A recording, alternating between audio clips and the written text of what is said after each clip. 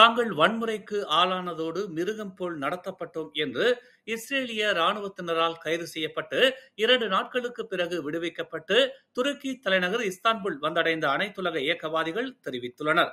காசாவை நோக்கி பயணம் செய்து கொண்டிருந்த புளோட்டிலா படகை முற்றுகையிட்ட இஸ்ரேலிய ராணுவத்தினரால் கைது செய்யப்பட்ட பின்னர் அவர்கள் அனைவரையும் இஸ்ரேல் சனிக்கிழமை விடுவித்தது. போரினால் சீரழிந்துள்ள காசாவில் உள்ள பாலஸ்தீன மக்களுக்கு மனிதாபிமான உதவி பொருட்களை வழங்குவதற்காக குளோபல் புளோட்டிலா குழு மேலும் பல படகுகளுடன் கடந்த மாதம் இறுதியில் காசா நோக்கி பயணமாயின.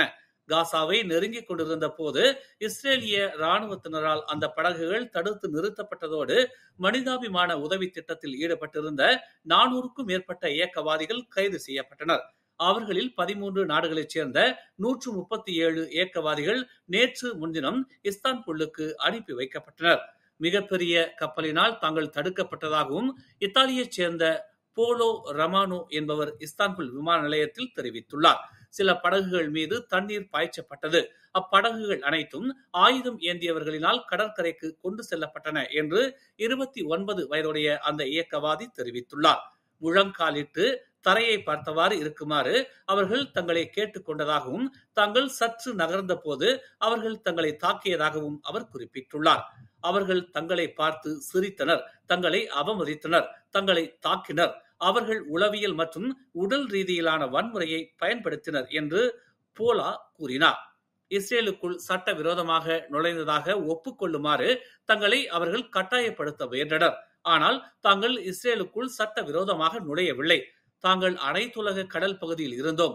அங்கு இருக்க தங்களுக்கு உரிமை உண்டு என்று அவர் கூறினார். இஸ்ரேலில் தாங்கள் தரை இறங்கிய பின்னர் உடனடியாக தாங்கள் அனைவரும் சிறைச்சாலைக்கு கொண்டு செல்லப்பட்டு அங்கு தடுத்து வைக்கப்பட்டதாகவும் பாட்டில் நீர் கூட வழங்கப்படவில்லை என்றும் அவர் கூறினார். இரவில் அவர்கள் கதவை திறந்தனர். தங்களை பயமுறுத்துவதற்காக உரக்க கத்தினர்.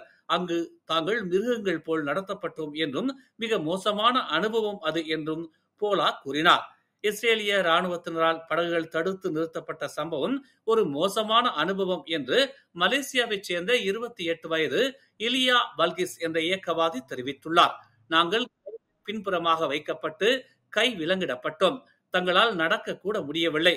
சிலர் தங்களின் முகங்களை தரையை பார்க்கும்படி கட்டாயப்படுத்தப்பட்டனர்.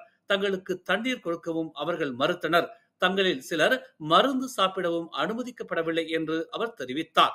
இந்நிலையில் இவர்களில் வாடகைக்கு எடுக்கப்பட்ட துருக்கி விமானம் மூலம் சனிக்கிழமை இஸ்தான்புல்லுக்கு அனுப்பி வைக்கப்பட்டனர். ஹமாஸ் ஸ்மூத் புளோட்டிலா திட்டத்தில் பங்கேற்று மேலும் 137 பேர் நேற்று ஞாயிற்றுக்கிழமை துருக்கிக்கு அனுப்பி வைக்கப்பட்டதாக இஸ்ரேலிய வெளியுறவு அமைச்சு தெரிவித்தது. இதனிடையே இச்சம்பவத்தை கண்டு தாம் பயப்படவில்லை என்றும் காசாவை சென்றடைய மீண்டும் தாம் முயற்சி செய்ய போவதாகவும் லிபிய நாட்டு இயக்கவாதி மாலிக் என்பவர் தெரிவித்துள்ளார். ஒரு குழுவை உருவாக்கி மருந்துகள், உதவி பொருட்கள் மற்றும் ஒரு படகுக்கு ஏற்பாடு செய்து காசா செல்ல மீண்டும் தாம் முயற்சி செய்ய போவதாக அவர் தெரிவித்துள்ளார். மேலும் செய்திகளை தெரிந்து கொள்ள தமிழ் மலர் நாளிதழை பாருங்கள். உடனுக்குடன் செய்திகளை தெரிந்து கொள்ள தமிழ் மலர் இணையதளம், தமிழ் மலர் செயலி மற்றும் மலர் டிவி யூடியூப் சேனலை வலம் வாருங்கள்.